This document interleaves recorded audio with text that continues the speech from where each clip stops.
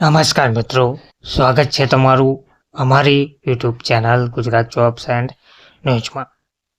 મિત્રો, રાજ્ય સરકારના કર્મચારીઓ માટે વધુ એક ભેટ આપવામાં આવી રહી છે. રાજ્ય સરકારના કર્મચારીઓના પગાર વધારા સાથે ભથ્થામાં પણ વધારો કરવામાં આવ્યો છે. આ ભથ્થામાં હવે આટલા વધારા સાથે પગારમાં વધારો જોવા મળશે.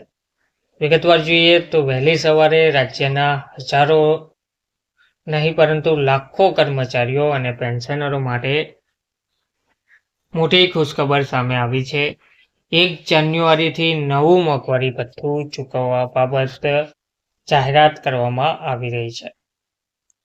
તો રાજ્ય સરકારના સરકારી કર્મચારીઓ અને પેન્શનરો માટે રાજ્ય સરકારે ભથ્થામાં 2% નો વધારો કર્યો છે. એટલે કે કેન્દ્રના ધોરણે રાજ્ય સરકારને પણ 2% વધારો આપ્યો છે. નવું મોંઘવારી ભથ્થું 1 જાન્યુઆરી 2025થી લાગુ થશે અને રાજ્ય સરકાર દ્વારા કેબિનેટ બેઠકમાં તેમને મંજૂરી પણ આપી દીધી છે.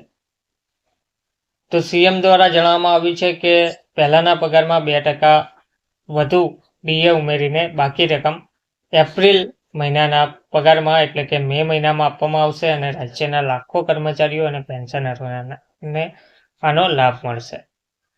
અગાઉ રાજ્ય સરકારે ઓક્ટોબર 2024માં સરકારી કર્મચારીઓ અને પેન્શનરોના મોંઘવારી ભથ્થામાં 3%નો વધારો કર્યો હતો અને શુક્રવારના વધારા પછી રાજ્ય સરકારી કર્મચારીઓ અને પેન્શનરોનું મોંઘવારી ભથ્થું 53%થી વધીને 55% થઈ ગયું છે.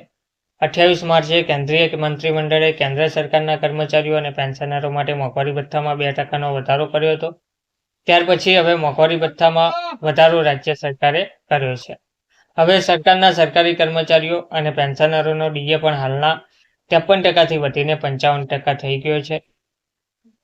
મોંઘવારી ભથ્થામાં વધારાને કારણે તમારા પગારમાં વધારો તમારા મૂળ પગાર પર આધારિત હશે. તમારો મૂળ પગાર જેટલો ઊંચો હશે તેટલો જ તમારા પગારમાં વધારો થશે.